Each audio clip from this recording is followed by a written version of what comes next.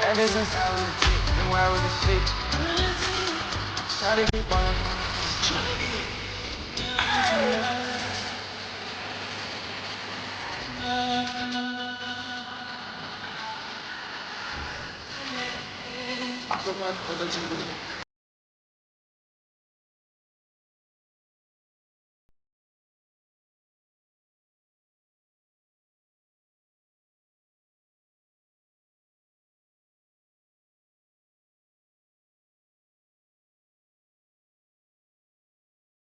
Welcome in to our show. It is On the Ring Apron's WrestleMania 41 Saturday. I'm Steve with On the Ring Apron. Alyssa. And Kia. And this is the point where, you know, if your heart's not into WWE by now, then it's not going to be. But we're getting ready. We are less than 24 hours from being on our way to Las Vegas ourselves, but we're getting our official picks in here beforehand.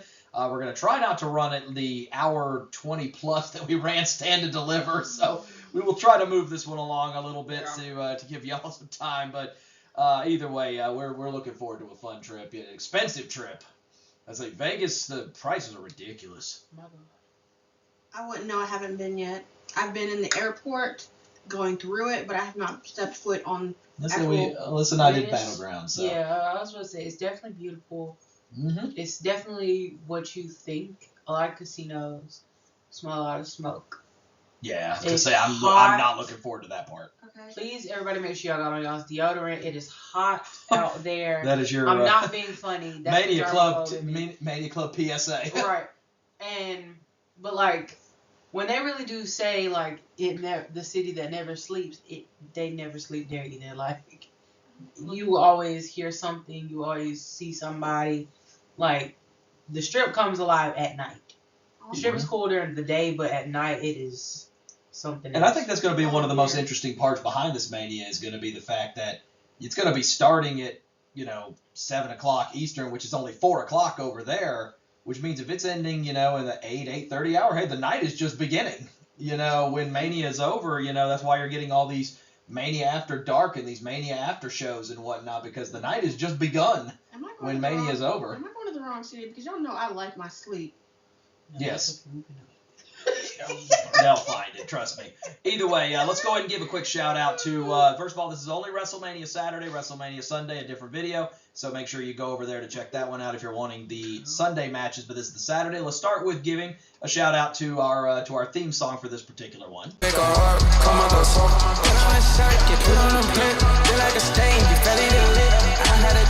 Why you should have known? You've only been listening to this for 80 days. Why am I in the corner? Well, it's because it's a little cameo over in the corner.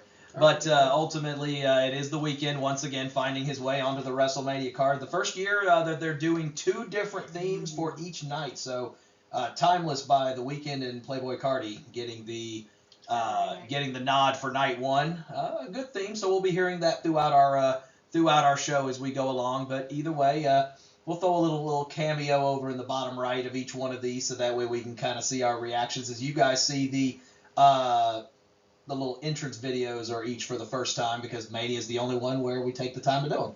So we'll see what everybody thinks. Obviously, I've seen them because I spent hours putting all this together. But either way, let's go ahead and get started with our first one. Remember, all of our scores are here down at the bottom. Every point is worth 2 here in WrestleMania to bring it into our season. You'll have an opportunity to be able to vote, so go ahead. I was going to say, let's give credit to where credit is due. You did a very good job. I always look forward to what you're going to actually pull out when you do these, especially around Mania time. So let's go. I'd say Alyssa is thankful for the very beautiful man that is off to the left-hand side of our screen. Our savior, our tribal chief, hopefully Victor, and we will be talking about him in just a little bit. Yeah, he's here. Either way, match 1. WrestleMania, Saturday. Let's get started.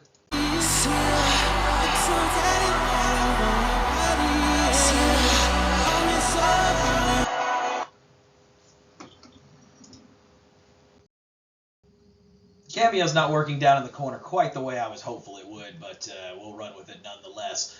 But either way, our first matchup of what is going to be 7 set for the WrestleMania Saturday card is for the World Tag Team Championships for Monday Night Raw, as the War Raiders will defend the World Tag titles against the team of Kofi Kingston and Xavier Woods, the, I guess, New Day, if you will. The New Day, most people define them as being either the best or ranked at least in the top 2, top 3 all time. Very few people would have much argument, and definitely the accolades are there to represent that. However, they have had a hard time being able to get themselves back on pace ever since removing Big E from the group. And at the end of the day, they're like, we are the greatest tag team that has ever existed, and we need to prove it again on the grandest stage of them all by taking out the War Raiders. They did get a disqualification win over over the War Raiders on Raw 2 weeks ago. So now we see where this heads. Ladies, take it from here. Again, just like on Stand and Deliver, best color commentating team in the business. Amen. All right, look.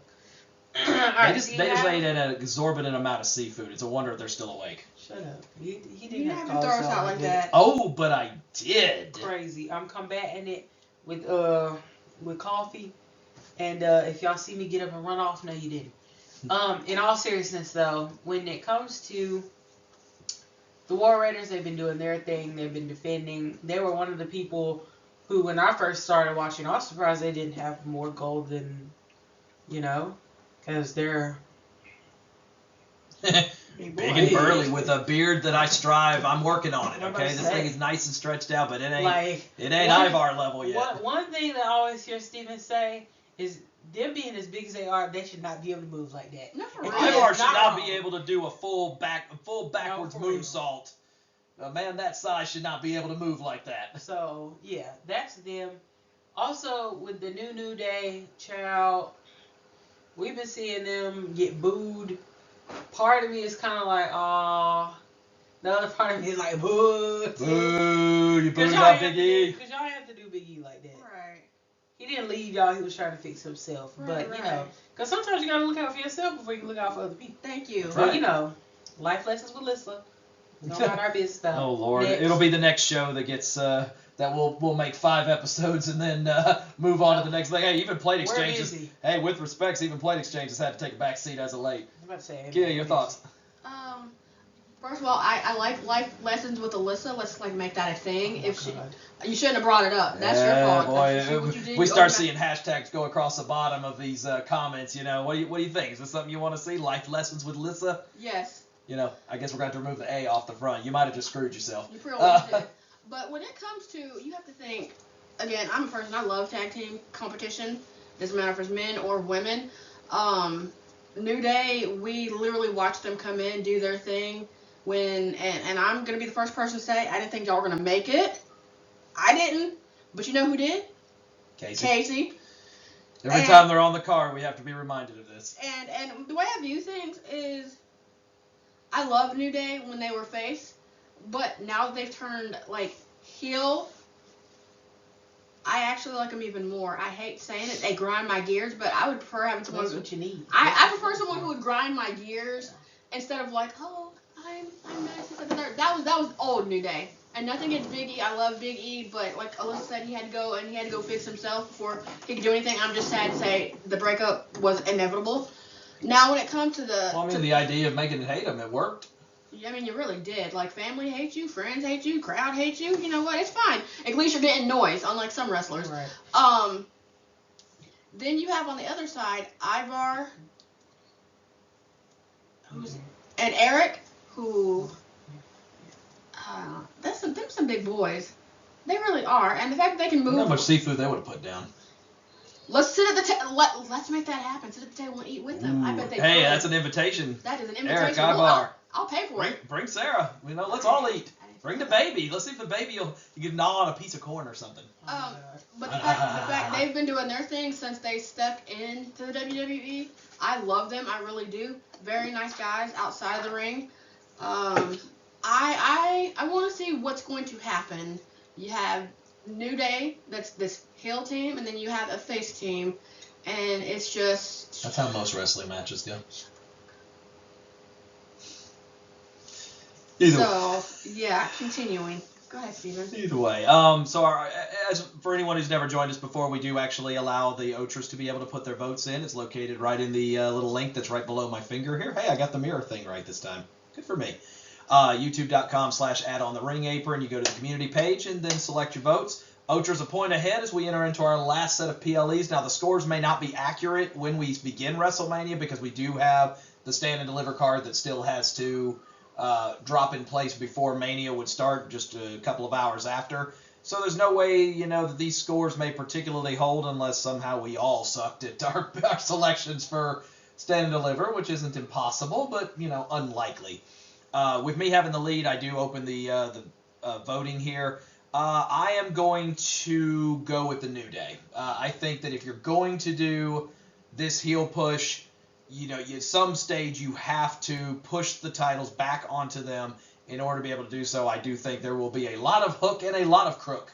And there, of course, there's always the inevitable talk of maybe Big E, who is going to be on commentary or somewhere nearby on the pre-show, perhaps getting involved in a way. But if WrestleMania is known for one thing, it's known for, its exorbitant amount of title swaps. This is usually where the story comes to an end one way or another. And I do think the War Raiders, if they were going to lose them, I think they would have done it a couple of weeks ago. I like the New Day here. I was going to say, I like the New Day to take it too. There's no bigger stage for them to change that on. For them to change it on. Did you hear that? I did. This is Alyssa After Dark, y'all. Alyssa After Dark. Okay. Well, seems to be the theme of Vegas this week. So, like I said, there's no better way to push them than to sit there and while they're in their heel state, just sit there and piss everybody off by making them the champions at WrestleMania. Like, they will never shut up. Like, they don't hush anyway. We just don't let them talk. Right. So what better way to let them do it than on the WrestleMania stage? Yeah. So Kia's gonna have to jump into the other boat, and she might drown, but it's okay because I can swim. Viking boat. Huh? Viking boat. That's right. I'm pulling for the Viking Raiders. It's not a Mazda. It's not a Toyota. It's a Fjord. Ha ha! Next slide. Hashtag Steve Dad Jokes. Next slide. Please and thank you. You know why we ran so long last time? Because I No chatted. timer on here. No, it is. You just can't say it. Oh. It's on the bottom screen. I should probably flip them. Okay. Can't see. Either way. No. We have one. It's just very small. I'm going for the Viking Raiders. That's my pick. Gotcha. And again, take the time to put your votes in. They're all live right now, so you've got the opportunity to be able to do so. Alyssa has run out of caffeine courage, so we may take a very quick break here, but you'll never notice because of the fact that it'll just jump right back into it. So we'll be right back with match 2.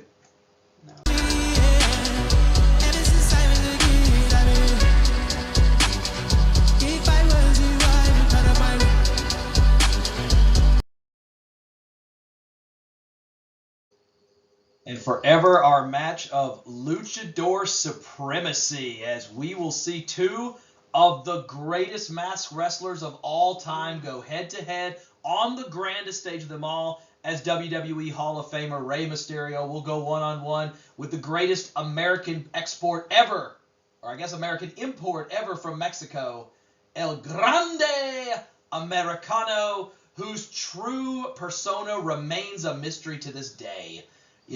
El Grande Americano has come in and has taken the role over Chad Gable since Gable has decided to take a step back and allow his Creed brothers and Ivy Nile to learn under the tutelage of the greatest luchador ever. And now he attempts to try to inflect his will upon the Hall of Famer that is Rey Mysterio Jr. So now we will see El Grande Americano defend his home turf of Las Vegas in America against Rey Mysterio. I hope that Rey is ready for something, because if the history lessons on this man are any indication, Rey is in for an absolute tough time here. What do we think? I think that's a load of I'm just kidding. Little junkie joke. Little junkie. Zero! No, for real. No, go ahead. I'm sorry. First of all, I'm going to sit here and say that underneath that Americano mask is Chad Gable's twin brother. That's the only thing I can really think at this I feel point. like it's Brad giving, Brad it's Table, giving, right? I guess. It's giving Elias and Right. and what's the girl? Ezekiel. It's giving Elias and Ezekiel. Thank you. I'm just saying, hey, look, the two of them took a picture together. I'm sorry, the evidence was right there. And you ever notice that you never see both of them in the same place? When Gable says he's going to stay in the back and let his American-made people with El Grande Americano do their thing, he stays in the back. What a leader, what a man of his word. That is a man of his word. That You is know an what? absolute man You are of his dead word. right. You are dead right. Cannot wait to see exactly how much further he's going to do it. But what a find by Chad Gable to go out and be able to find such a leader for his group. Meanwhile, though, it is a nice change up to see Rey Mysterio facing somebody that's not Dominic Mysterio for the first time in 3 years. Right. Because somehow each of the last 2 years he's drawn Dominic once in a one-on-one match, and then he beat him in a tag match last year. So an opportunity for Rey to now kind of get an opportunity, and Dominic as well, as Dominic will see him tomorrow on the Sunday events. There's something wrong with you. I'm not Alyssa. Yes, what are you, Celia? No. Or just spell whatever Alyssa backwards is. But either way, the one thing I'll say about this, all puns aside and whatnot, all puns aside, WrestleMania tends to always have that one joke match. That one match that's there strictly just for comedy. And yes, it'll be a great competitive match. We all know how talented Chad Gable is in the ring. We know what Rey Mysterio. I know. I mean, and hopefully he'll show up. But he's got. Somebody has to. Nobody knows Rey Mysterio probably better than Chad Gable, other than Dominic Mysterio. Right. And he's a little occupied. He's trying to win gold himself. Right. But at the end of the day, very similar to Johnny Knoxville and Sami Zayn a few years ago. There's always usually that one that is there kind of just for some comic relief, and I think the whole idea of El Grande Americano and where and who he actually is, I think, plays a significant role here. But also, let's not forget that when Sammy had that absolute joke of a match with the giant hand flying around and hitting him in the face, look at where he was a year later. So with the Tribal Chief. Just don't ever judge, a story in terms of the fact that because of a match like this, that's going to completely doom your career. If anything, most people, by being willing to take a match like this at WrestleMania, usually this is the step towards something greater, and Gable just gets off the vibe that he and American Made they're just about on the brink of being there. So I'm gonna say this with all the niceties in the world to this Americano fellow. Ray's gonna whoop your ass like he did Dom, okay? That's all that has to be said. Well, this will certainly be fun to say the least. Mexican luchador supremacy on the line as two of the all-time greats go head-to-head. Alyssa, you're up first. Who you got? I haven't really been watching El Grande Americano. That's the Well, problem. who has? I mean, he's been in the shadows for the last 30 years. Yeah, you're right. So I am just gonna have to stick to what I know right now.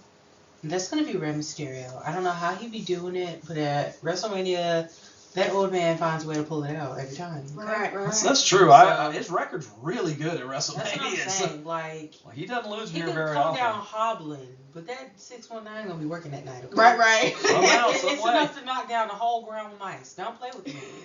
Don't play with him. Okay. Ray. Right. Okay. Kid. I'm in agreement with Alyssa. It's gonna be Ray, most definitely, hands down. All right, and this is one of those where it seems so simplistic that you shouldn't do. Oh my gosh, he's doing it again. Who is she? Exactly. This was. It was like last year. We had El Macho that was or El Nacho that was showing up at thing. His persona's still a mystery to this day. Because we had tons of folks that saw him out there, but nobody ever was able to figure out who it was. I'm still trying to figure out how he got in my house. But either way, I questioned both of you. You both had no clue what I was talking about, like astronomers. What? But either way, I'm actually going to go on the other side here. I'm actually going to take El Grande Americano. All jokes aside, I mean, I think it's pretty obvious as we know who it is. But at the same time, Rey has had more than enough Mania moments, and I feel like this will be one where I think the unmasking is probably going to happen, but once it does, I think that will be the distraction that's needed.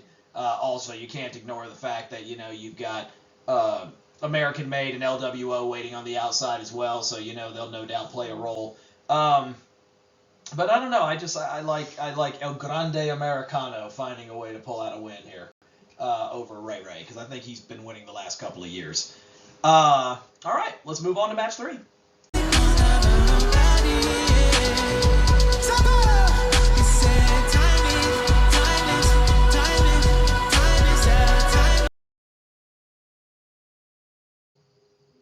The third match on our Mania card takes us back over to the blue brand, as it will be the match for the United States Championship as L.A. Knight. Yeah. Okay, you missed your line. I did not. I see. We'll battle the Samoan Werewolf and undefeated in singles competition in Jacob Fatu. Fatu has been definitely asserting his dominance within the Samoan bloodline since the breakup of the primary bloodline as we've come to know it. Roman's done his own thing. Solo has had to revert back to his just status as a standard tribe member instead of being the holder of the Ula Fala, whether he officially ever received it or not remains to still be known. But the fact is, it has been Jacob Fatu that has been for the most part running rampant, and at this stage he is ready to win gold and has his first opportunity in what will be his WrestleMania debut as he battles LA Knight. Knight, of course, losing the championship later part of last year to Shinsuke Nakamura, but inevitably was able to work his way back and win the championship back. And now he gets an opportunity in Vegas, a place where he definitely would be a sight to be seen, but would probably look, this may be the one place he looks normal other than LA itself, where LA Knight can definitely, No. No. Not Los Angeles.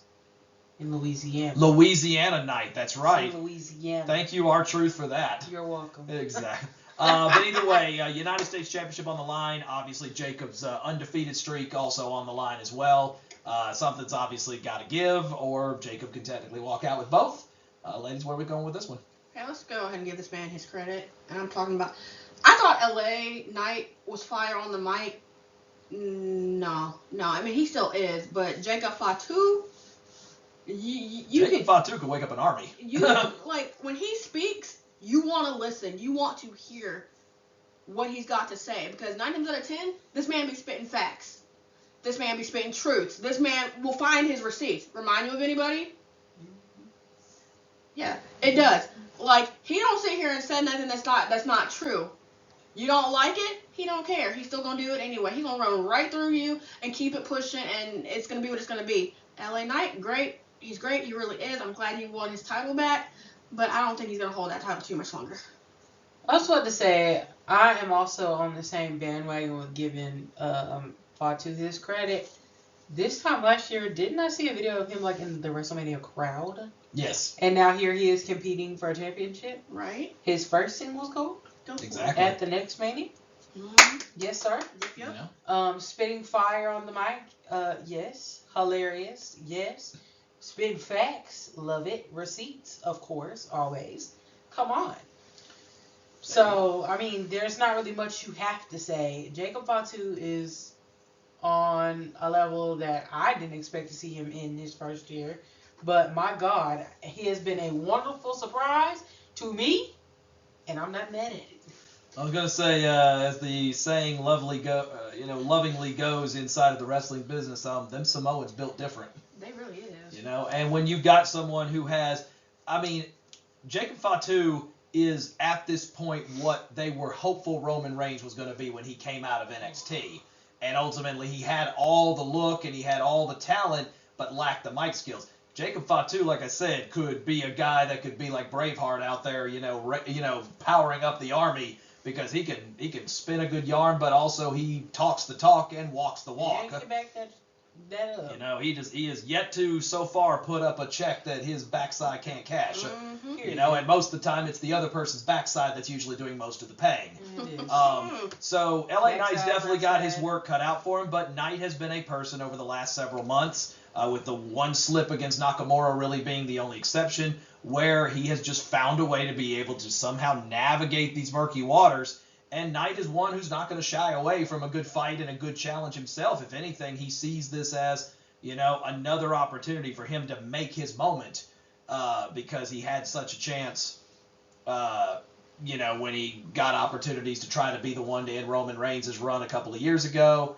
He's had a shot at the World Heavyweight title. He got his win at Mania last year with the big, Battle Royal win. Mm-hmm. But at the end of the day, you're looking at an opportunity for him now to step out one-on-one and get possibly his Mania moment by ending Fatu's undefeated run. We also would be remiss if we didn't talk about Solo on the outside, Tama Tonga on the outside. Solo and Jacob hadn't been seeing eye to eye, and of course, the re-entry of the Viper, Randy Orton, who has been clearly willing to help Knight to battle off the Samoan team as well. So, there's a lot of stuff on the outside that's possibly going to come into play here. So that will move us to our picks here. Kia, you're up first on this one. Jacob Fatu, most definitely. Okay, and you taking him winning the title? The whole thing, yes. Gotcha. LA's going to be left in the middle of the mat. He really... It's one of those that seems so simplistic because you're like, okay, Randy Orton's going to be likely in Knight's corner to kind of combat things, but, you also look at this, is this the implosion moment where Solo's work ends up, backfiring, because right now it seems like Jacob and Solo have kind of been in each other's way, and while he's willing to listen, Jacob's still willing to listen to Solo and vice versa as he tries to portray the idea that they're on equal grounds. Jacob's also made it very clear, you get in my way once more, what I do to you next won't be an accident next time. So I don't care if we're family or not. That being said, I'm taking Fatu as well. I think this is a great moment for him to continue that destructive run. And I do think that ultimately it's going to take someone like a Roman Reigns or a Seth Rollins type of play in order for him to lose. I think they're going to do very much with Jacob what they did with Solo when he first got here, where he'll be certainly challenged, he'll certainly be pushed, but he's not going to lose until there is a meaningful reason for him to lose. And with respect, LA Knight's not the guy to do it. That's what I say. I mean, I'm gonna have to choose the same Fatu. That man has done everything. He has played every role you needed him to play. He's taken the back seat. He's spit some fire on the mic. He has done everything you need him to do, and I'm ready to see some gold on him. So let's do it. That's right, and we'll all sit there and sit there with smiles on our faces and say, Jacob, we love you.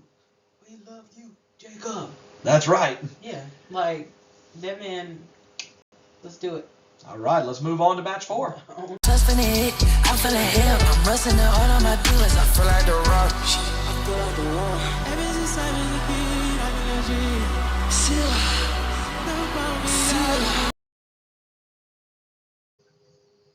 Oh Lord, where did he go?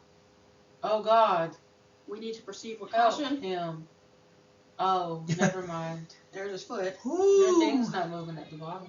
I've already said that if things like that are going to happen, if they are going to drop videos such as that one, or I guess photos, they have got to make it a point to give a warning or a caution label. My God, Naomi, damn girl. You can't be dropping just bombs like that. Woo! Are you good? We can only see the top of his head. I know, that's all they need to see. My God. Probably better. We'll get a higher rating if they see much more than that. My God. Don't get me wrong, and that's the funny part is that you've got 2 gorgeous women in this match, but yet you're going to still sit here and portray it off that this may arguably be from a storyline standpoint, not necessarily from a wrestling standpoint, but from a story standpoint. This may be your Mania card, right? Or this may be your top Mania match from just a storyline standpoint, because of everything that it took to get it to this point. And while the answer of who ultimately attacked Jade Cargill ended up being pretty obvious, and it made the most sense for it to be Naomi, at the end of the day, you needed Naomi to have this type of push in order for you to be able to see what she can truly do. You're going to get an opportunity now to see Jade Cargill on the biggest stage of them all, get a chance to try to go by herself and see how this works without having Naomi or Bianca Belair in her corner, with now a little more experience in her corner. obviously going up against the 13-year vet and the former Knockouts champion, 2-time WWE Women's Champion, Tag Champ, etc. So, experience factor being what it is, I'm trying to catch my breath. It takes a lot to, He's screw fighting. off. You were fighting. really just over there just trying not to hold it, just trying to hold it in, okay? Well, no, I'm like, he's rolling out these accolades, boy. He is rolling them. Is anyone shocked by this? No. Have you seen the corner of my room? Yeah. Either way, suffice to say, I know I will be one of the few standing alone on this one, but this is the match that I'm probably looking the most forward to on that particular night. Not just because of the fact that it is the first singles match for both Jade Cargill and for Naomi at WrestleMania, but also if you exclude the Playboy pillow fight from WrestleMania 22, that abomination, who remembers that? Me. This will be the first ever match first one-on-one match between two women that does not involve a championship ever at WrestleMania. So a big accolade to both Jade Cargill and Naomi that they felt that their storyline and the way they have portrayed it is enough to grant them a match on the card that's all their own. And it's also very unlikely that Bianca's going to have anything to do with it because she's going to be getting ready for her match the next night. So, ladies, what do you think? First and foremost, this is long-term storytelling. I like it I love it. I really do. You have two black queens going head to head. You have Jade, and then you have Naomi. Jade, got attacked, and for the longest time, nobody knew it was Naomi. It didn't. I don't know. For me, it just didn't look evident, but all the pieces were there. Everything was there, and like the tweets back and forth and everything. And then Bianca. You sure? Or Right. Said, you sure? You sure you hadn't found out anything, Naomi? And then Jade being gone, and then Naomi and Bianca, teaming up, that should have given everything away. But then people viewed it as, Bianca's behind it from the way she was singing her song, the way she was acting, the way she was talking. And then to actually have Jade come back and thinking she was gonna attack Liv, and you could tell Liv thought she was gonna attack her too, to turn her attention to Naomi. And then the next night, when Bianca asked her to come out and everything else, or a few nights after that, asked her to come out and actually explain herself. Emmy winning performance after Emmy winning performance. Right. Bianca just in tears could have broken a bell with the loud screams and whatnot. You add in the true tears from Naomi because and I for anybody who hasn't caught my show The Contrarian, I put an episode about this where I said, is Naomi justified in what she did? And the way I see things, I don't think that was just a winning performance. I think Naomi is truly frustrated because of the years of time that she has been in WWE, and it seemingly always gets overshadowed by somebody else. And I think my video ends up including like 18 or 19 different examples of her getting overlooked for the new shiny toy, and finally Jade just happened to be the one where she finally snapped. I'm just saying, this Naomi right here, you have to think when she first started doing, the first time she had to run a heel roll, she didn't know if she could do it. She was unsure of herself. She was, questioning her abilities.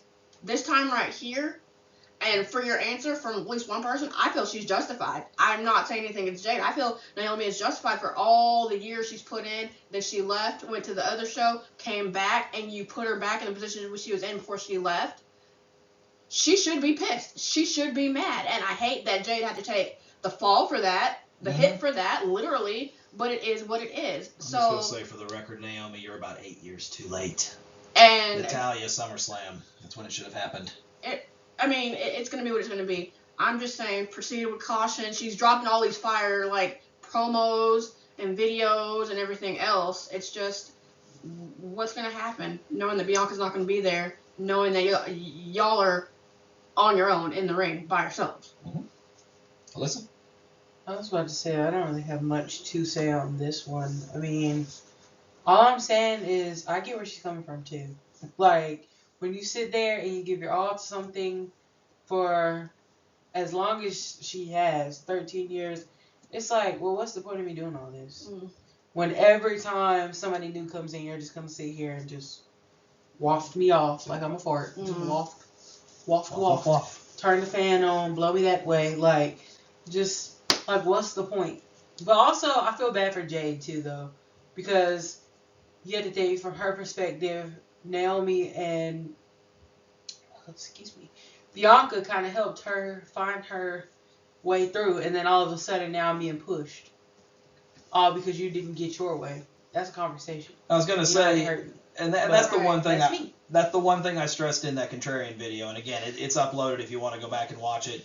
I have a good one about John Cena and his heel turn as well.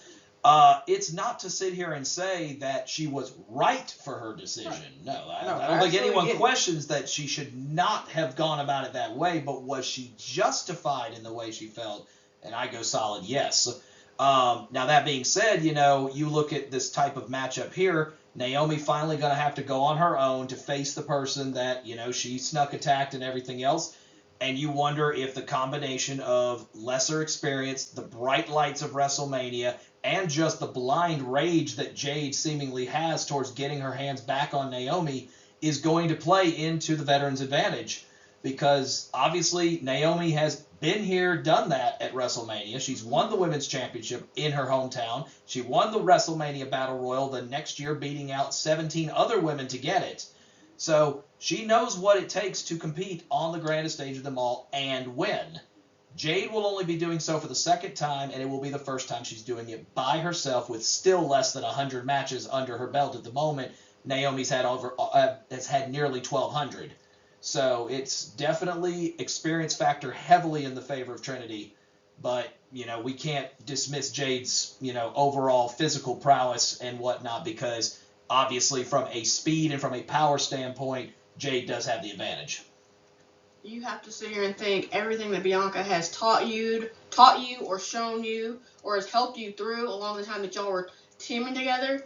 Did you take any of that and did you soak it up like a sponge? And honestly, with all respect, that's probably that little time that you had with Bianca will probably be your it will help you when you need it. You just have to take the time to think about it while you're going through the match. Well, at this stage, this is going to be kind of a trial by fire match for Jade Cargill because, she had her one-on-one match because she's only had one-on-one match since she came back from her injury. And while, yes, it ended up being directly related to Naomi interfering, she did lose that match to Liv Morgan, which was her first singles loss. So, she's proven that, she can easily get distracted and she can let that rage get the better of her. So we'll see how this pans out in what is to be a historic match and hopefully one that is treated with the proper level of respect for the story that they have told up to this point. To our official selections, come on, anybody who knows me knows exactly where I'm going with this. But I at least can provide context other than just a blind love of, one person. But I am taking Naomi. I, first of all, don't think you turn her heel in this circumstance if ultimately you're going to just put her at WrestleMania and then just have her get squashed by Jade. There were other ways that you could have built up Jade instead of needing to change one of your most primary face characters if that was the plan. Also, I believe there's a certain level of professional respect that needs to go here. One is a 13-year vet. The other is competing in her first singles match ever at WrestleMania. I do feel like if you allow Jade to go over, then everything I said in my contrarian episode becomes true. And that is, once again, Naomi passed over for the shiny new toy that is this time Jade Cargill. I think this will quietly be a good match, but one that probably at the end of the day, as much as I'm not going to like it, I'll remember it, but most people probably won't. Unless, Bianca is involved in some way, which I don't think she's going to be. But I do think you don't turn Naomi heel unless you're going to have her go over here. I also like Naomi to win. I think this gives her that credibility, that validation in what she's feeling. I also could see it going the other way by being like a punishment or whatever. For I don't know how to explain it. It makes sense in my brain. Mind your business. Okay? Just know I picked who I picked, and I said what I said. Okay? Good night. Put it on the shirt. So, officially Naomi. Yes. Okay. Oh, hands down. I love Jade. I really do. But you have to think, I've been into Naomi the moment she stepped through the doors of WWE. And so, with all respect, she's justified. She's full well justified. And I hate it had to be Jade. It couldn't be no one beforehand. But I'm picking Naomi. I was gonna say, and let's turn the stories off here for just a second. Let's just talk about these two ladies, and whatnot, in the moment that they're getting ready to have here. It's not going to be remembered in the annals of WWE as much as like Sasha and Bianca is going to be, but at the same time, this is a historic moment for both of these women. They both are very good friends in real life. Have consistently been to. We're listening. No, you'd rather joke around with y'all's glasses than. We're listening. We hear you. Sorry. Go ahead. This is what I get when I work with jokesters. But either way, at the end of the day, the historic moment between these two can't be understated. Both of these women have worked hard. Jade Cargill, was known, but she's like, oh, you'll only just ever be a pretty face, a pretty body, but you can't turn it into anything. And even when AEW gave her that long undefeated run, they still believed that, it was just the way they booked you. WWE has been pushing her to different limits and really haven't done much to really hinder her and have put her with the right people, veterans who are, it makes sense for her to be with, while at the same time also being able to help her to be able to grow and expand. It's no question that at some point Jade Cargill is going to be a world champion here in WWE. The only question is when, and is she going to get the Mania moment soon? Because Naomi, despite the fact that this is her first one-on-one, has had Mania moments. Mm-hmm. It's just been a while since she's had one. So this is one that, like I said, I'll remember it fondly. I don't know if everyone else will, but Naomi across the board. I like it. All right, let's keep going. Come and get chick, ice on my neck, on my wrist, she in the skirt, hell of a cap, push out the trips, 400 grand. I'm spinning in Paris, just for these hoes, deep in the fuck, just for fun, it's so that pop.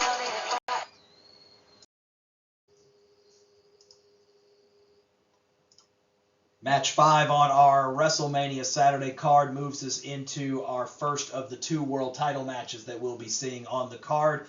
This one will feature the first of the 2 Royal Rumble winners, as returning at the Royal Rumble this year, Charlotte Flair winning her second Rumble and ultimately challenging SmackDown's WWE Women's Champion Tiffany Stratton to a match of certainly which one is currently the present versus which one is the future. No one can question Charlotte's accolades, 12-time world champion, 14 if you include the NXT titles as well. Basically, if it exists, she's done it. If the match exists, she's won it at some point. At this stage, she is looking for yet another big Mania win, another Mania championship triumph, and doing so all while at the same time coming back from a major knee injury, and also some stuff in personal life that we're not gonna we don't discuss here. We don't do dirt sheets and stuff like that. But meanwhile, she's going to try to steal the thunder of Tiffany Stratton, who, for the most part, has been able to hold her own on the mic against most of the roster. But yet, in my opinion at least, she's now getting a crash course of exactly what it's like to go up against the best of the best. Because for the most part, Charlotte's been eating her alive on the mic for the last several weeks. And while Tiffy is certainly capable in the ring, the experience factor, very similar to the Jade Naomi match we just talked about, heavily favors the challenger. Yeah. I was about to say... That's going to be her new catchphrase. What? I was just about to say... Whatever, bro. That is my normal lingo. I was about to say, whenever you think, or at least whenever I think of women's wrestling, and this is from me, this is not a whole historical thing, so let's go ahead and put some preface out there, because y'all ain't finna come for me, okay? Thank you. Hit them again for the people in the back. Thank you. Whenever I think of women's wrestling, the first person who comes to my mind is literally Charlotte Flair. I've seen her win titles, I've seen her drop titles, I've seen her win Rumbles, I've seen her... at this stage, I've seen her do a lot. So whenever I think of women's wrestling, I know most people are going to say Trish and Lita and all that. But I'm saying from my eyes, from watching the last, 4 or 5 years? Almost 6 years. Charlotte Flair. Charlotte, Becky, that's who Bailey, Bianca, Rhea. Sorry, I have to keep going down the list because I can't try my people like that. But like I said, Because they'll be watching. Like I said. You can call my name. Like I said, that's who you think of. Like, boom, okay. Maybe it's the last name, maybe it's the talent, maybe it's whatever. You can call it whatever you want. But that's one of the first people that log in my brain. She does what you need her to do. Like, I don't think you'd see her, like, want to just go in, oh, I'm going to drop this title today. Been here 20 days. Oh, I'm just going to drop it. I'm tired. Like, no. Like, but she does what you need her to do. I feel like Tiffany, that girl has come in like a shooting star. You seen her go from NXT where it was like questionable, where you'd watch her like, what is going on right now? Me and Kia love to make fun of the table. When her and Becky were battling it out. When her and Becky were battling it out in NXT for the women's title down there. Tiffany was just on the table like this. Lay it out, y'all. Lay it out. Like, she was just knocked out. That's not going nowhere. Like, and we think of that every time, but she has come so far from there. And it's like, you have seen her just get better and better and better and better. I remember when she first got on the mic, I was like, what are you talking about? I remember her initial come into NXT. Sorry, still fighting. I remember her first initial come into NXT. Wasn't she, when she first got into NXT, wasn't she, Daddy buys me this, Daddy buys me that? Well, yeah, she still portrays it off as, I've always been, basically, you 7 rings. You want it, I got it. If I want it, I got it. I want it, he'll buy it. That girl has grown from being Daddy's little princess to being the women's world champion. And you can't even be mad at that. Like, she has done what you need her to do. Well, even that horrible lay down on that table. Well, okay. She's broken that stereotype, of, oh, well, I'm going to be successful just because I'm blonde and I'm pretty. Right. But the fact is, even in NXT, she proves she'll put in the work, and she will go up against the best of the best. She will talk the talk with the best of them. She will try her best to walk the walk. Doesn't mean she's always going to win, but also the way I see things that showed her that she is mature beyond her years is because of the fact that you watched as she held on to Money in the Bank. Multiple opportunities to be able to use it. Could have easily allowed a veteran like Nia Jax to be able to influence her decision. She waited until the moment was right for her and her alone, and then decided when her moment was. And she took full advantage of it and then has not relinquished that title since. Now, that being said, Charlotte Flair is a different animal on her own, and definitely a different animal at WrestleMania. Mania is where title runs and streaks come to die when you take on Charlotte Flair. Let's go ask Asuka. Let's go ask Rhea Ripley. Let's go ask, whatnot. Charlotte Flair is you. This is another one of those people where you have to run a perfect match if you're going to beat Charlotte. All I'm gonna say for Charlotte, Biscuit over here left with her injury, came back.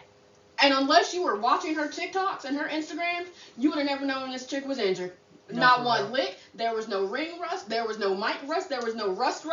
This girl came back and she said, oh, did y'all miss me? That's fine. I'll just go beat 29 other women and win the Rumble in my first match back. Put my knee brace on. She's like, did y'all miss me?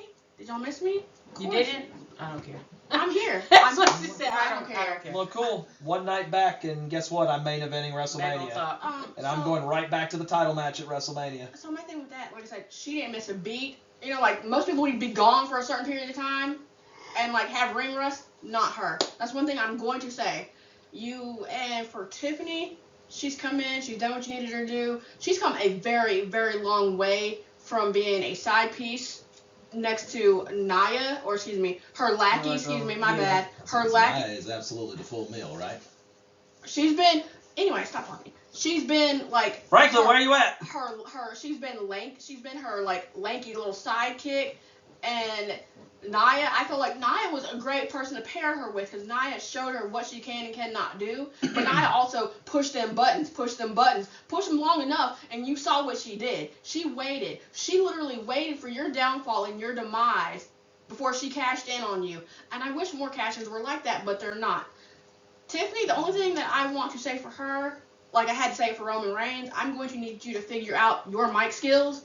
Because if you're going to go up against Charlotte, and this is going to be, I bet it's going to be a renewal rivalry that keeps going and going and going. You're going to have to get better on that mic, because if you don't, she's going to make you look like a deer in headlights. And she did for that interview. You were cute, what you had to say, but Charlotte had a comeback for everything you had to say. It was too easy for her. She no, what is it? What do we say? She took that plate, left no crumbs, and then gave it back to you. There you go, you Bookie. thought you ate. No, the reality is, in almost every form or fashion, Charlotte Flair is going to be the standard that any women's wrestler, not just in WWE, but probably on the planet, is going to be put up against.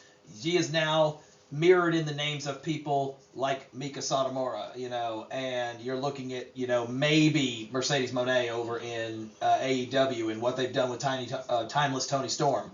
You look at competitors like that, but even at the end of the day, with maybe Satomura being the lone exception to the rule, Charlotte Flair is the Mount Rushmore. She is the name that everyone strives to put themselves up against. And if you can be able to be graced with the honor of getting a match with Charlotte Flair, especially at WrestleMania at such a young age, that just tells you how much confidence they have in what Tiffany Stratton is going to bring.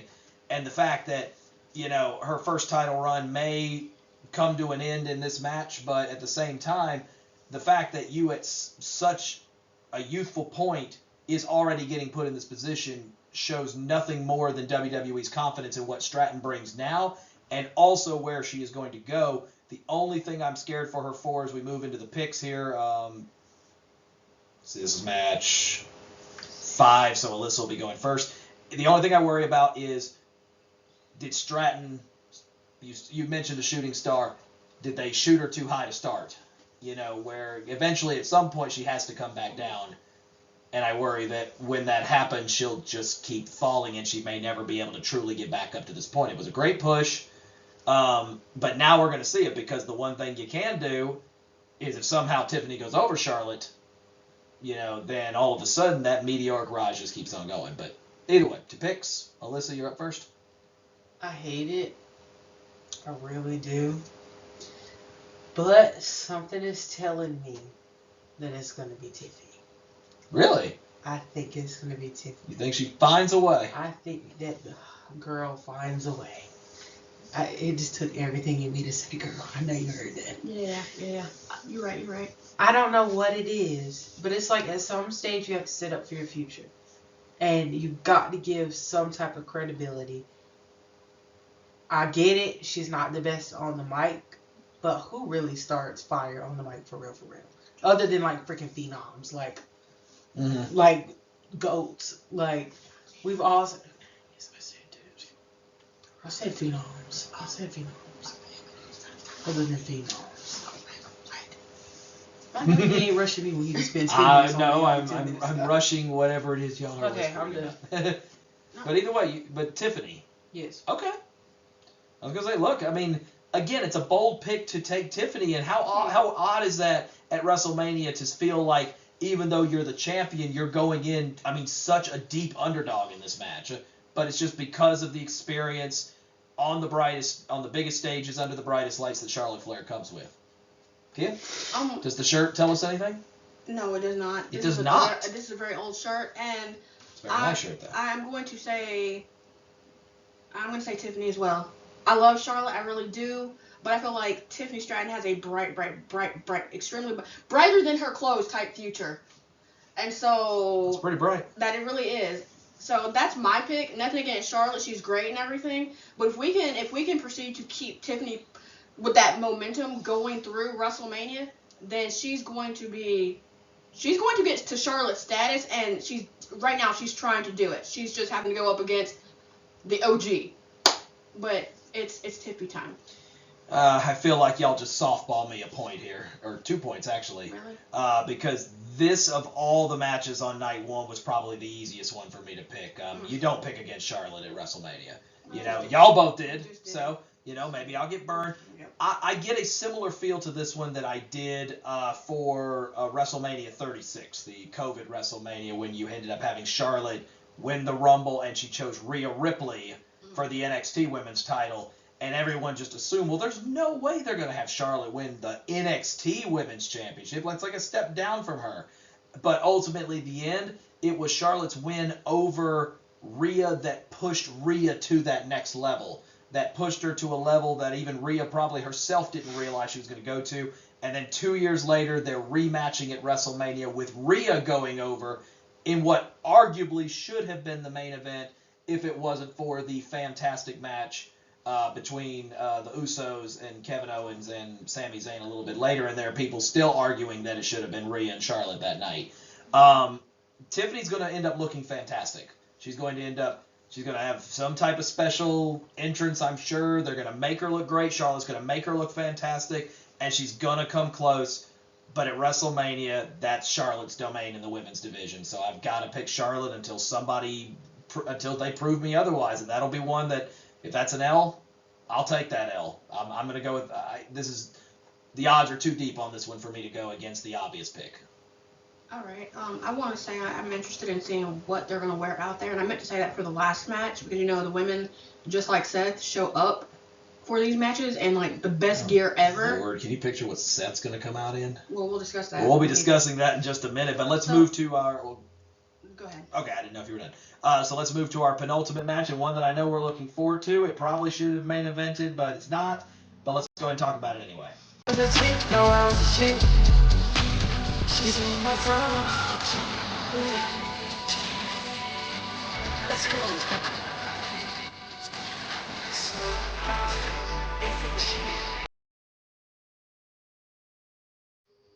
The penultimate match on night one, WrestleMania Saturday, whichever one you want to call it. I think they want it known as WrestleMania Saturday now, is going to be the World Heavyweight Championship match. The other Royal Rumble winner, certainly a surprise in main event Jey Uso outlasting John Cena to make it to his first ever WrestleMania main event and WrestleMania World title match. And in a shock to a lot of people, but maybe not so much for the ego, he ultimately picks the World Heavyweight Champion from Raw, Gunther, to challenge for the world title. Now, this has been one where you have been dragged through the emotional ringer throughout this entire story, as it seemed like Jey had caught fire and was able to go in there and confidently pick Gunther, and then slowly, piece by piece by piece, Gunther just slowly started breaking down all of that confidence, breaking down all of that spirit, and just when you thought Jey was finally up to the stage where he's ready to stand up to him, he completely destroys Jimmy in a match, forcing Jey to be tie-wrapped to the rope and watch the whole thing, brothers in tears, but it appears to have set something off in Jey. And I remember saying live when we were watching a couple of weeks ago when that happened, I said, Gunther, you had him. He was in his own head. Just let it go. And he didn't, and now you've set off something. He's coming out in the all black. He's coming out without doing the yeets, without the dancing anymore. You took what was supposed to be a fun dancing Jey Uso that likely Gunther would have had very little trouble with, and you now have put him laser focused into winning this championship. I will admit that when Jey was getting these little flash wins, these little squash wins over people like Austin Theory, Grayson Waller, people like that, I was starting to sour on this match. And then Gunther's push to build up Jey back into the now confident man that we're seeing now, it has my intrigue right back into this match to where I am hopeful that this is going to be Jey's moment. I may have just spoiled my pick there, but it's worth it. Oh. I'll just keep my part brief. Jey was unfocused. I don't want to say unfocused, but he was distracted. Right. He was taking those every week matches. He was taking the time to interact with the fans. I don't want to say he was unfocused, but he wasn't laser focused. And then Gunther decided, I'm going to mess with your family. It's like Bianca's braid. It's like an ultimate no-no. You don't mess with Jey's family. Especially Jimmy. I don't know what possessed that man to hurt Jimmy. But now at this stage, it's like, who was it? Was it Ali? Now you've made me focus on you. Mm-hmm. Now you've got me looking.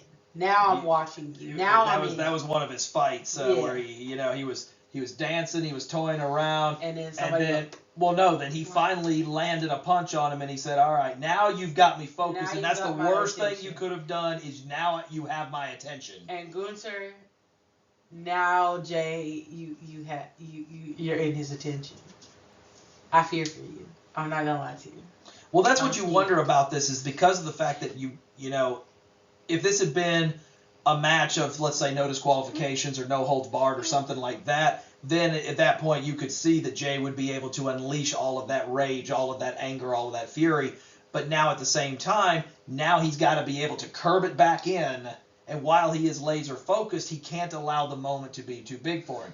Gunther has been on the biggest stages and has been able to successfully win at almost every place, really, except Mania. Mania's been Gunther's kryptonite, if anything, losing to Sami Zayn last year for the Intercontinental Championship, ending that long 600-plus day run, and now he has this long run with the World Heavyweight Championship. Also, you really just get the feeling that after so many close calls with Jay, trying to win the Intercontinental title, finally going over and finally getting it, but then at the end of the day, so many opportunities to try to take the Universal title off of Roman, and what a world of difference he's come from when he was Roman's very first opponent on that long historic run to the Jey Uso we now see today. This is the only part that we worry about as fans is this is a one-and-done moment for Jay. Either he wins it now or he's out of the picture, because I don't think he's going to have the spotlight firmly planted on him to win the world title more than it's going to be this time around. Okay, I want to first put it out there. Were you watching Gunther when Roman pulled this bull with Jimmy? Were you watching how Jay nearly almost crashed out and tried to go and was trying to be cool, was trying to be collected? It was what it was. That's my brother. I don't think he saw that, because if he would have saw that, he wouldn't have pulled what he pulled that night to tie wrap, you know. But also, I feel from the viewpoint, I feel like Roman, let's go ahead and give Roman his credit, give him his flowers or his Ulafala, prep Jay for this moment. He prepped Jay for this moment. If I will do it to you, someone else will do it to you too. And now he's saying what happened in the past to now being something that happened in the future. You can't mess with a sibling, especially one that you're close to, one that's family, one that you love, you've grown up with, and think you're going to be okay. Because, and the reason I think Gunther did what he did to Jimmy is because Jimmy saw that Jay was in his head. Jimmy saw that Gunther had him where he wanted him. Jimmy was sitting here saying, I need you to step back into the right-hand man when you were underneath Roman. I need you to step back into that. That is when you got channeled and focused and everything else. Let's portray that. Jimmy over here slapping the taste out of Gunther, and that's like he was a pimp in a past life. Right. Give him the pimp pack. But I feel like that's why Gunther. May my hand be mighty and be strong, oh Lord. I feel like that's why Gunther did what he did, and when you did that, you done fucked up now. Because there went our monetization rating. Okay. Just saying, you messed up, because at this point now Jay, if Jay hadn't crashed out yet, if Jay hadn't hit the backboard, you got this man focused. You got this man in his zone. He is now in his lane. He is speeding, skirt, and he's coming right at you like a speeding car. And you can't stop him. I say it to y'all all the time. I can mess with my siblings. Nobody else can. Alyssa, I feel like you'd be the same way. Steven, I feel like you'd be the same way. Anybody else do it, you get your butt whipped. Now you're getting two. And that's where it ends up coming down to. And what a nice contrast. We used the term earlier. What a difference a year makes. Right. You look at the fact that this time 1 year ago, Jimmy and Jay were literally on direct opposite sides, could not hate each other, could not be rivals of each other anymore. And now, ironically, it's Jimmy that is now pushing Jay to do the one thing in this business that even Roman hasn't done yet. Okay. And that is beat Gunther and win the world title. So, Jay, this is never going to be a better opportunity for him to do so. The only question is, will they pull the trigger? Because just like we've talked about in the previous match with Charlotte Flair, Gunther requires a perfect match. You can't slip even once, or it's over. Because Gunther is really, really good at being able to take advantage of those little tiny slips, and it only takes that momentary lapse. Ask Chad Gable, ask Sami Zayn, ask so many people who have tried to come before him. Only a handful of people have been able to slip past Gunther, and that list is, I mean, one hand, you can count them all. That's what scares me a little bit, is I get you were fighting this match for that title, and I believe he still is. But at this point, I feel like you're also fighting for your brother. So now you've got two things worth fighting for. That title that you want to bring home and your brother. Yeah. I was going to say, let's not forget. Let's not forget. Jay had this man beat before. Right, right. Jay has had him beat multiple times. And did. Jimmy ran interference. Roll. I have And now no doubts. Jimmy has Jimmy's on split your sides now, so I have no doubts. so let's move on to the official picks to make it to put it officially on our board once again. Voting right here. If you want to be able to put your matches in, by the time y'all see this, everything should be uploaded by this point. But Kia, you're up first on this one. 4 letters, 1 word. Yeet. Yeah, I was gonna say this one's relatively easy. It's so if this is any other live event, I'm taking Gunther because of the fact that, I mean, it's Gunther. You know, you just you simply know what the man is going to bring. And I tell you one thing, you want to watch an entire stadium deflate in about half a second, have Jay lose this match, you know, or have Jay get screwed over yet again. You know, it's Drew McIntyre basically from last year. The only difference is we actually feel sad about this one. Jay has to go over. They have to pull the trigger on this because you hit it yourself. He's been this close so many times, and it's just not a matter of the fact that he's got to win it. But now that you've attacked Jimmy and everything else, everything that Brotherhood stands for has to show exactly just how resilient he is. So I am going to go with Jey Uso to live up to his moniker. For 5 years, the man has been called Main Event Jey Uso, given to him by Roman Reigns when he won a battle royal to become Roman's #1 contender for his Universal title when it all first started. He was given the moniker Main Event Jey then. 5 years he's held it, and now you're in one of the main events of WrestleMania. If you want it, let's go earn it. Yeet. I'm about to say, I mean, I'm pretty sure I already made it very clear who I'm choosing. Does your shirt help? Again, Gunther is a beast. Do not get me wrong. But when you mess with family, you unleash a different beast. I got Jay. So Jay across the board here, and I tell you one thing: this will be one where the entire stadium is going to absolutely erupt if Jay gets it done, and it's going to completely deflate. Oh, also, I do want to say for the record, I think it's gonna have your heart stopping multiple times. Oh yeah, this is gonna be a couple where we're finna go on a cardiac arrest out here. All right, this is your we call it the Gargano Cole effect on our house, where it's like, how many near falls are we gonna get in this one? Because goodness gracious, this one is gonna have your heart. This one is gonna have your heart on the floor, edge of the seat. Get yourself ready moment, because you be truly don't know when it's gonna be over. But it's gonna be worth it in the end. And speaking of worth it at the end, we're now to the end. Let's hit the Saturday main event.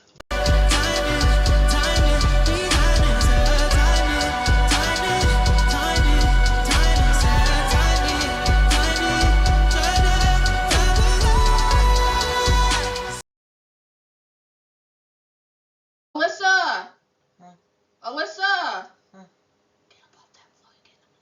Lord, now you see, I had my turn earlier in the episode, and now it's Alyssa's turn to end up on the floor as it is time as she went. Green flag. Green flags all over the place, but primarily on the right side of that screen.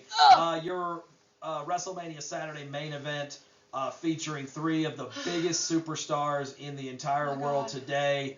They have absolutely defined what professional wrestling is, especially in WWE, for over a decade each.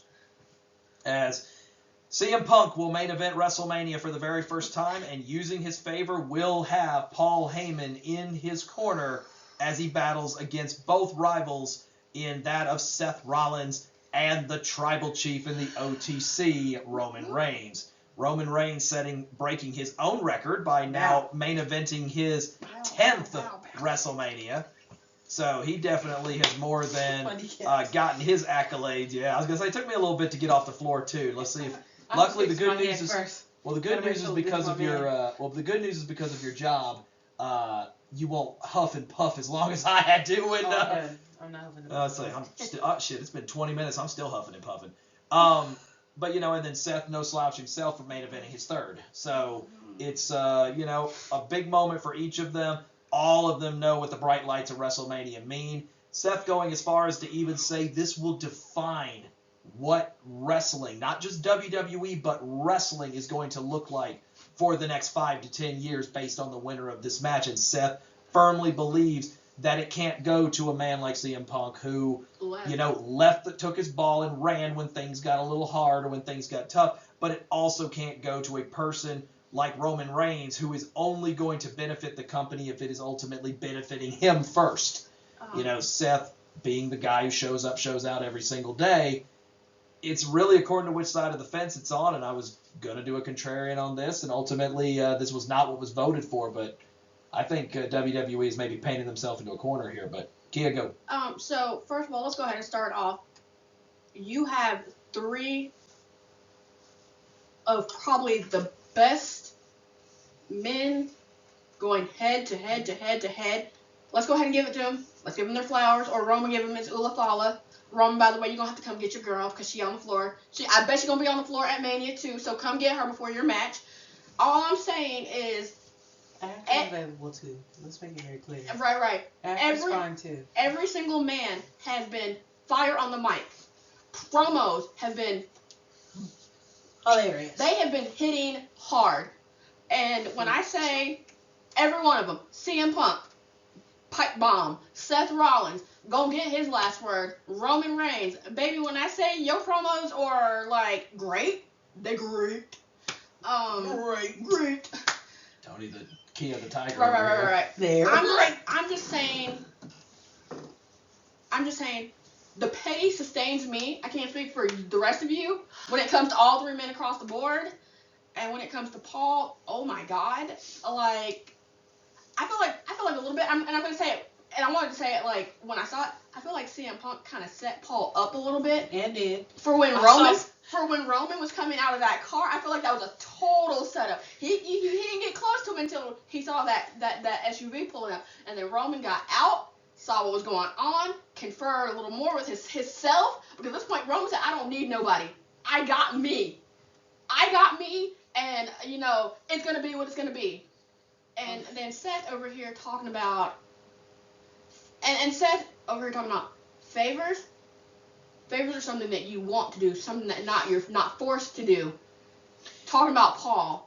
And that's where you wonder how much of it is a situation where Roman he's not wanting to listen to Seth just because it's Seth. Right. The lessons might be right, and I think this WrestleMania match is going to really kind of set the tone as to whether Seth Rollins is right or not. But here's the thing. In terms of this is how Paul Heyman is, this is how CM Punk is. They're a cancer to a business like this. Close. Mm-hmm. But you're right. Seth has never steered you wrong. You're just mad because of everything with the shield fallout and getting hit with the chair and then getting hit with the chair again. Baby, you didn't see that? Come on, Roman. I know you had to see that coming. You know what? That's fine. You got a receipt. He got a receipt. That's fine. I hate to be against Seth, but... Well, it just gives off all the vibes of a match where you're ultimately looking at Seth he's trying to, quit standing in the damn railroad track. Quit standing in the road. You're going to keep getting hit by the same train. You almost have it, but I'm going to have to keep beating you senseless until eventually you get this through your skull. He's like the little brother, but the one who actually knows what's coming. Right. Big brother is too full of himself and, too big, too bad to be willing to listen to anybody until it's too late. I'm just... Oh, sorry, go ahead. Let's say she has been more than waiting her turn to lick her chops at the tribal chief. Oh no, everybody knows that's coming. It's okay. It's a part of every show. You got time. Go ahead, continue. I'm just saying, and then it's coming either way. When it comes to CM Punk, I feel like because him and Heyman go so far back, I feel like this was planned. And I hate saying it for Roman because, Roman sees everything. I feel like Seth technically sees everything. I feel like Roman knows Seth is right, but like you said, he don't want to hear. He don't want to hear it because it's Seth. But I guarantee you, if it was another time and another place, you listening to everything Seth got to say because Seth can see it coming. Seth also has had issues with CM Punk, so it's great that he's in this match. So now he gets to take on his biggest rival in and out of the ring, which will be great because they've got chemistry with that. But then also at the same time, you're having to go up against your former Shield brother, and you already know what that comes with because y'all know each other so well. This could be your greatest strength, but also your greatest weakness as well. And then Punk, you've had an issue. Y'all had long-standing beef for as long as I can remember. Well, I mean, you look at all of it together, and to give you a little preview into what I was going to say on the contrarian, it's like I feel like you've backed yourself into a corner because by putting the three biggest names, is this based on the three people that are here worthy and deserving of the main event over every other match that's on this night? Yes, it is, because look at the names that you've got here. No three names over the last 10 years have revolutionized professional wrestling than these three names right here. And now you're going to put them in a match. Punk's very first WrestleMania main event, after 15 years in the business, he finally main events WrestleMania for the first time. And while some people would say, well, you should be grateful you even got one, because, I mean, you look at, say a name like R-Truth or something, like he's not going to likely main event a WrestleMania unless he's, John Cena decides he wants to carry it on for another 4 months. But, the reality is these are the three names that have captivated professional wrestling, whether it's been Roman's, long Universal title run, Rollins' consistent, day in, day out, first one in, last one out, I am this business type of attitude. He can play a great face, he can play a great heel, etc. And then you add in CM Punk, who feels like this moment was always destined for him, but he had to always go out and have to outshine and outwork everybody just to get a share of the opportunities because he didn't have the look, the skill, or the want of the person that was running the business at the time. And the guy now standing in his corner is the only reason why he's still here and why he's relevant as he is today. I've got two comments before I hand it off to you, Alyssa. First of all, my first comment is, why are you so hard on CM Punk when he left and came back? Why didn't you give that same energy to Cody? Because he left and came back too. He did give that same energy to Cody. Okay, maybe I don't remember because my memory's not that good. That's not the point. And two, you were too busy riding the Cody train. And we went on the Seth train and got our ass kicked. Yes, you all sure 3 was. times. And then, second of all, I do it again. your favor is to main event. Your favor is to main event WrestleMania.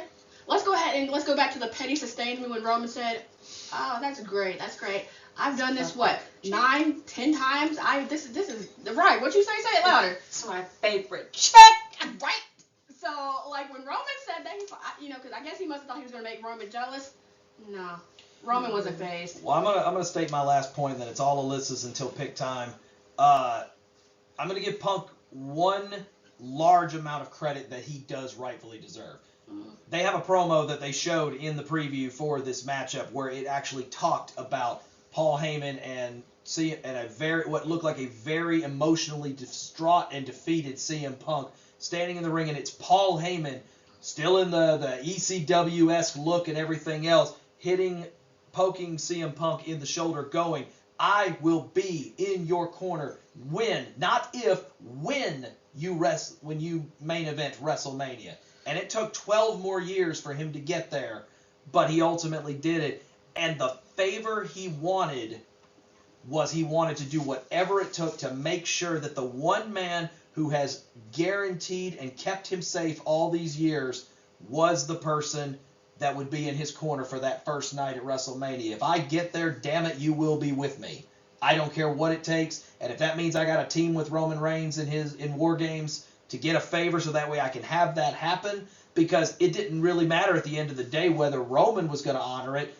Roman's promo on the last Raw was right.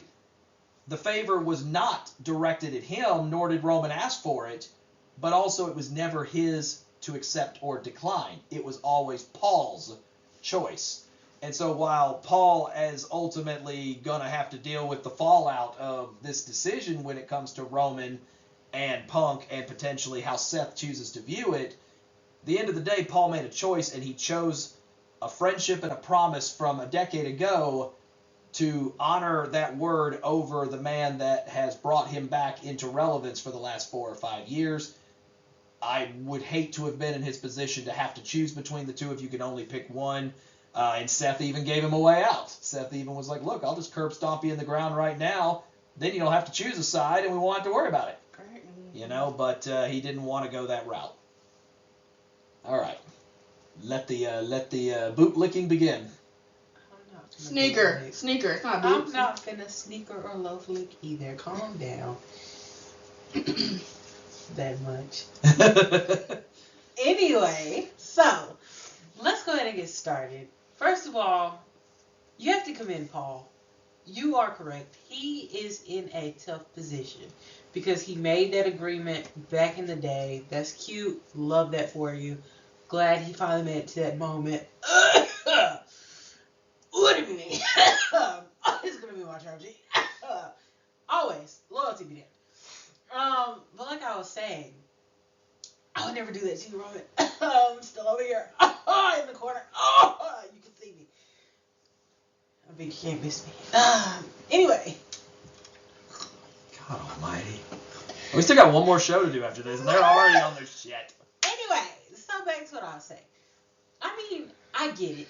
Seth is like the little annoying brother who has the insight. You hate it, you hate it, you hate it as the older sibling. Because dang it, I know you're right for the most part. But also, I can't listen to you because you're younger. Like, I can't stoop to I'm it. big brother. Sorry. I can't Literally, let you be right. I was going to say, I'm big sister in my family. Let my little sister try and tell me something. I'm going to be like... Brother can't tell me shit. I've got to form some type of something in my brain to where it didn't come from you. Mm-hmm. Okay? Damn. Because I feel like if anybody else had said it other than Seth Rollins, literally, he would he'd have eaten that ate stuff it up. He looks so good, y'all. I just hate that people come for like his schedule and stuff like that. Like the TikTok he put out the other day was perfect. You sit over here and you have something set on my schedule. As long as I'm breathing, I'm working. And you know, you can really believe that. Like, he never comes back with a pudge. He never comes back with ring rust. He never comes back without a fire promo. He's always working. I don't care. Never not working. Never not working. I don't care. You can Alyssa's argue brain stopped working at no pudge. And he doesn't come back with no pudge. I'm sorry. I got all the pledge for us all. Like, it's okay. It's okay. But yeah, like, it's all good. Like, but no, like, I think, like Steven's been doing all night. He hit the nail dead on the head. This is unwinnable. Because no matter who you choose, people aren't going to be happy. You choose Paul and CM Punk, you're just basically saying you can run off and you can come back and you can main event. You choose Seth. Seth is supposed to be the best possible option here because Roman is the one that gets viewed as now he's the new Brock Lesnar. Now he's the part-timer that's eating up these opportunities. You basically held a belt captive for 4 years and everything else. I mean, opinions be what they are. Seth is supposed to be the wrestling fans' option here if you are going to side with the guy who is here for the business, for the present, for the future, to make the business great. Seth Rollins is supposed to be the right answer here. Roman's viewpoint is, if you are just uber talented and uber great, I can show up and conquer when I want to. Very similar to what Brock did years ago. And it's amazing how many times we've seen in WWE, what is the saying? You'll either die a hero or you'll live long enough to see yourself become the villain. Well, everything that Roman Reigns fought, WrestleMania 31, WrestleMania 34, and again at 38, everything that Roman Reigns swore he would never become, now he is. And you have to think about it. I mean, the similarities don't stop at just, part-timer or versus full-timer, holding on to championships with very little defense, anything like that. But also, The Undertaker has 2 losses at WrestleMania. Brock Lesnar, Roman Reigns. And again, he does it while getting to main event every year. So, that gives you the idea that if you're just uber talented and uber, have the look and the skill set, that you don't need to necessarily be the first one in, last one out mentality. And then you hit it with CM Punk as well, that if you let Punk go over in this match, then you're essentially telling your entire roster, if you're pissed off at where you're at, leave, go somewhere else, and then bitch and complain about. We already dropped an F-bomb in this episode, so I get one word myself. I think we get 3, and then I think we get capped at that point. So, Alyssa, you've got... Oh, no, there we go. Now I didn't say anything. Calm down. As long as the transcript didn't pick it up. So, I do think you're in possibly an unwinnable situation because 2 of your 3 biggest names are going to lose at the main event. Now, how Heyman plays into this, with it being a triple threat, anything goes. Do, family members get involved? Do old friends or rivals get involved? Does The Rock have anything to do with this? Because we know he's got a receipt for Seth after last year. Obviously, he's got his feelings with Roman. Does the final boss, who has been surprisingly quiet on both this and the John Cena storyline leading up to it, is this maybe where he decides he's going to interject? So, a lot of different ways we can go, but let's move to the official pick. This is a hard pick for me to choose because I will be pulling for the OTC. The smart man in this match, though, takes Seth Rollins. So I am going to go with head over heart on this one. I am going to be rooting for Roman Reigns, but choose selection-wise, I am going to take Seth Rollins. Alyssa, this should take about 2.5 seconds.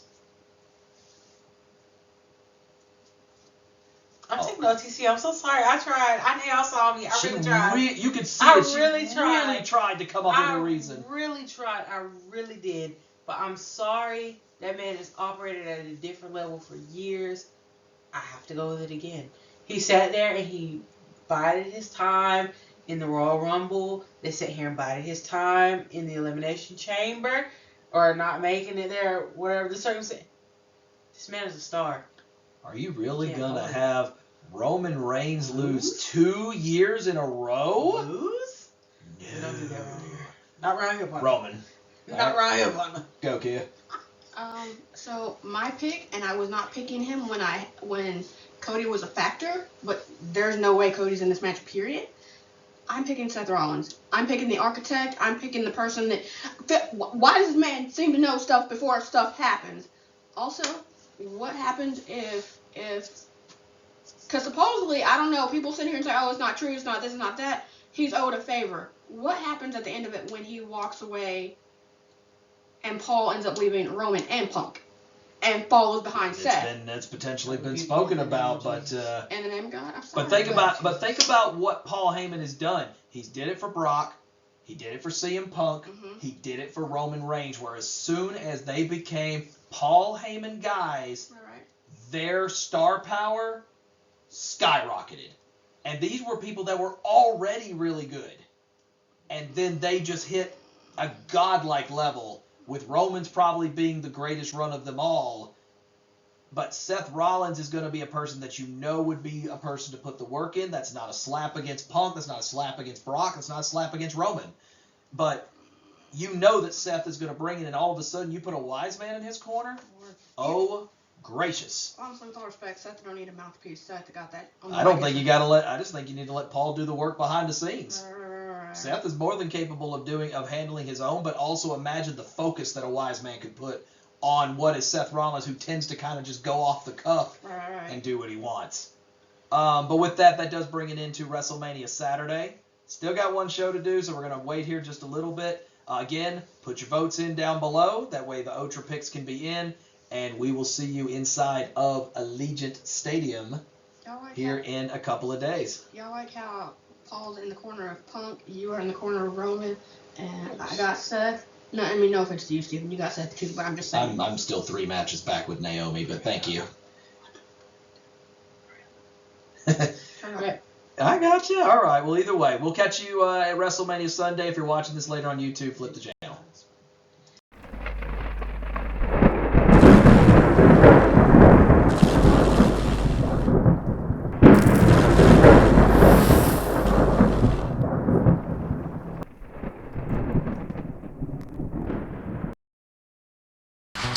Ever since I was a kid, knew I was the shit.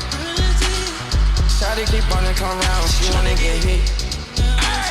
She say she done made me, cause I keep her by my side. Double up, bust on the wax, she know that I'm timeless. I put my son in some red. I pull that gun off the hip. Talking your 22 clip.